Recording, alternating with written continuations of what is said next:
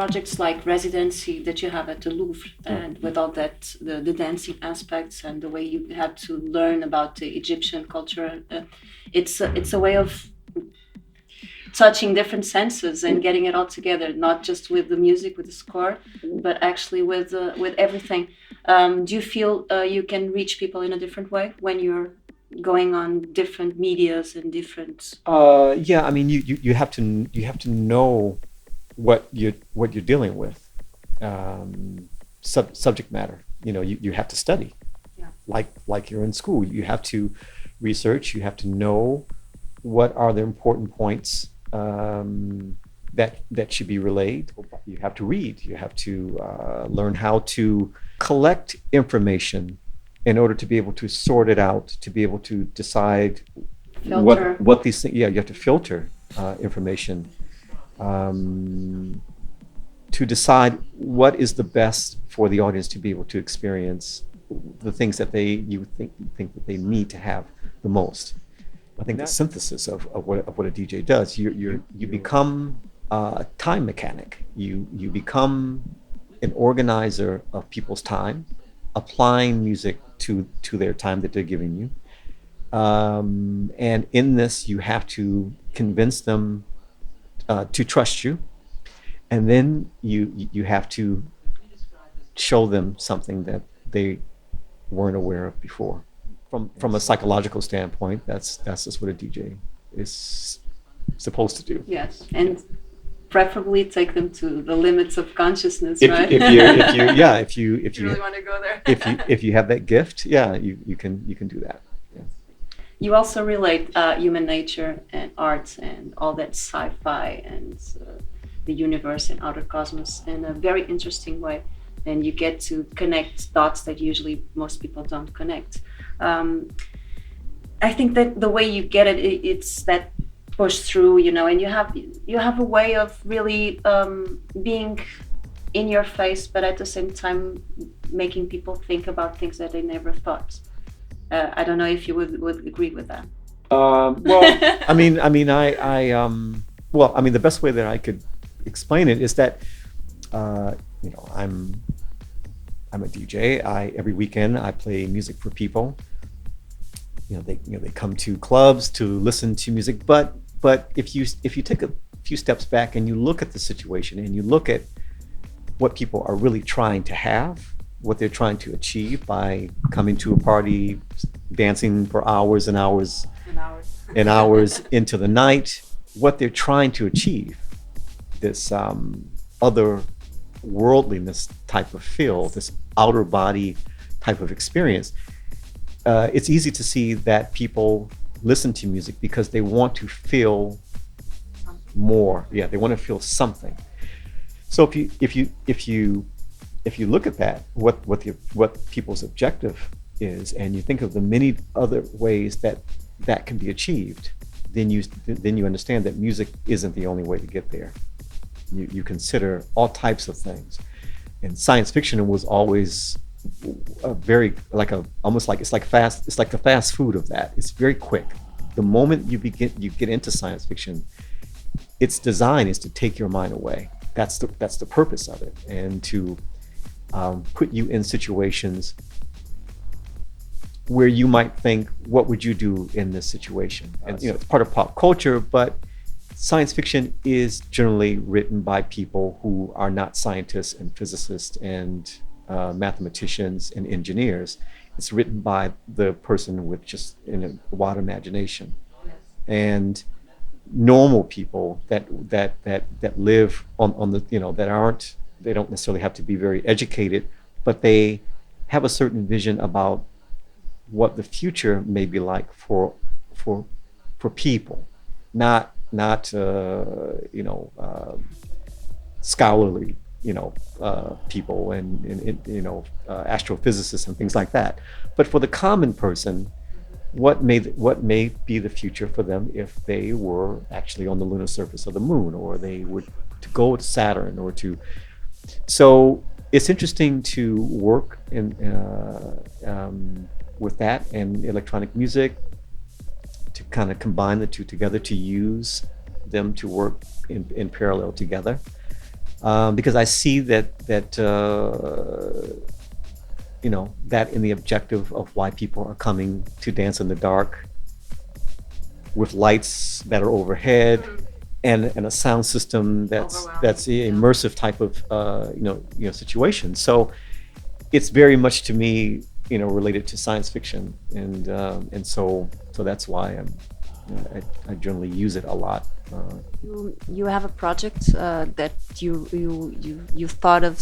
It would be for 2054, 64, right? In Yeah. 50 years time. Right. You had that to imagine.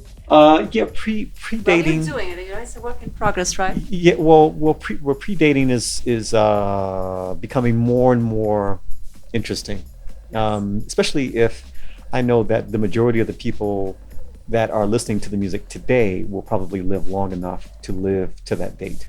So it creates all these possibilities that you can possibly plant something that might reveal itself at some point in time, in someone's lifetime. So you're kind of, you know, it's this idea of playing with time in terms of music is quite interesting, and I've worked on a few projects. One album was called 2087, which if you are 5 years old, if you're in good health, you probably will live to the year 2087. One is 2065, which is actually the end of the age of Aquarius. So change is expected around that time. So to live to that time, and I learned this as we were approaching the year 2000. The anticipation grew and grew and grew and grew. In 2012 with the Mayan calendar. Right, which kind of fizzled out, but yeah, exactly.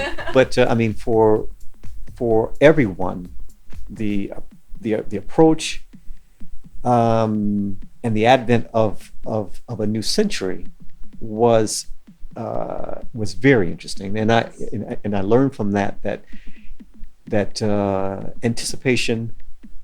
People mentally preparing for something can be a good thing to work towards. Think about stuff, right? Yeah, to have to prepare for something. Exactly. Yeah, it's good. You also have an interesting way to mix the old school past, whatever you want to call it, to the more advanced and more futuristic in every aspect. Especially the way you could still combine, and you were one of the first to combine the analog with the digital. And how do you approach those two different aspects as a performer, as a musician, as a DJ? How do you think they should be connected, intertwined, or separated? Well, I think that I don't tend to go back or to look back so often.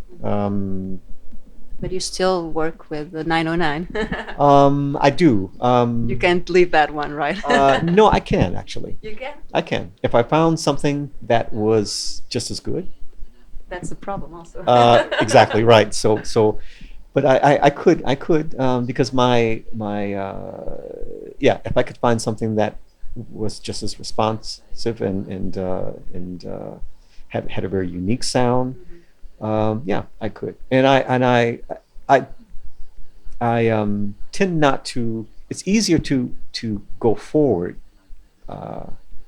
and reach forward. I don't look back and weigh myself with the responsibility of what I've done in the past. So I don't look back so often. I don't look to the earlier part of my career so much. In fact, I would prefer to not look back at all if I could, and only face forward. Because there's so many more possibilities of what could be. You can change the future, right? Well, you can try. You can do that to the past, right? You can't change the past. So it's so I don't see much sense in looking back so often, and I definitely don't measure myself now based on what I've done in the past. So. And so I know you use your dearest 909, What is your DJing setup? The one that you feel more comfortable with? Um, for CDJ 2000s, a Vestex PMC 500, which is a discontinued mixer. Yes, Vestax. And Vestax and Techniques. yeah, What's going on with the world? And three return monitors, left and right, and then center back. For a reason, the back one is important because I don't want to have my music too close to where I'm standing. In fact, it's actually better that I need to take a few steps away to go to the music before I bring it back to the mixer and the setup, which allows me time to think. And I can move away, I can take my eyes away from the audience and actually the room.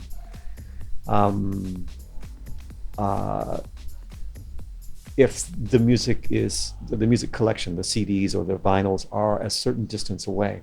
So that middle speaker is actually my speaker. That's where you go to. That's the speaker that I'm listening to as I'm feeding through the music. The other two are for my return when I'm looking at the audience. So it's a psychological thing. Mm-hmm. So you even in the atmosphere of being in front of thousands of people and being surrounded by people, I can still try to find a way to break away mentally and physically so that I can concentrate on what I need to play next. Then I stand back up and I'm back in the crowd again. So there's actually two, even though I'm in the booth, there are two places, yeah. In every way, two places in every way. Right, that's created. If you put the music far away enough, you kind of create those two locations. So. Very interesting. When you stopped playing with turntables and you went into the digital with CDJs and all that, do you use the CDJs and you all were always very creative with what you can do with the equipment, even with beat juggling and everything that you did back in the days? Do you still feel nowadays with all the technology and they're always coming up with new CDJs and new equipments that do something else new? Yeah. How do you deal with that continuous change of things, and now you can do also this and also that, because back in the days you had to find different ways to do the same. Now it's almost hard to, it's so much information and so much things. Yeah, I mean the technology comes quicker, but in the early days you had the same thing. I mean, you had turntables that did certain things. So you had Technics turntables that had locks on them, so you would find the pitch and then you would lock it. I've had mixers that had automatic crossfaders, so you would set the crossfader to move over in 3 seconds, and you hit a switch and it would move over. And so we've always had these type of technologies to make the process easier, to DJ. They've gotten more advanced. I think, there are things that you can do on all of these formats that are very unique and can create a certain type of characteristics and affect the sound. There are formats that are more practical in the practical sense. I mean, for instance, to use CD means that you can travel with more music. You have access to just more music. You can loop tracks perfectly. So the pressure of time isn't there as much, meaning that your record doesn't necessarily have to run out. You can loop it, which would allow you more time to think about what you need to play next. With vinyl, you have that time, so you have to think, you have to manage your time better. You have to be conscious as to where the needle is on the record, and it's different. You have to prepare, and so you with computer, you have even more access, although it has a way of taking away your attention, Exactly. But I think all of it is interesting. I think one is not better than the other.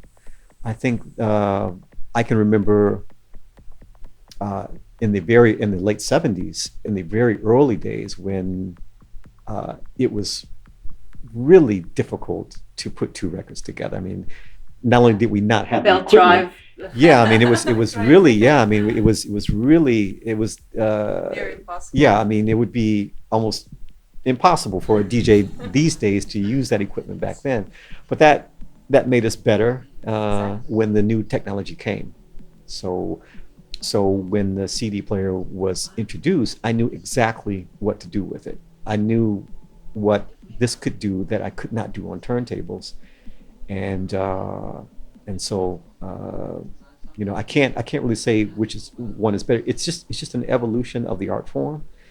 It will change again and again and again and again, and the more that you use, the more you get better at actually the various different ways of programming music for people. So if you're 18 years old now and you're using everything, by the time you're my age, around 50, yeah, it becomes second nature, Exactly. and you can play on anything at any time. It's not a struggle. It's not- Yeah, and that was basically how I learned. Sometimes turntables were all on the left side, sometimes they were on the right, sometimes they were Far. you You have to reach. yeah, I mean, you would have a rotary mixer, you would have one with crossfaders, you would have and so you have to learn. A good DJ is one that can play on anything, and so you have to learn how to adapt quickly, and yeah.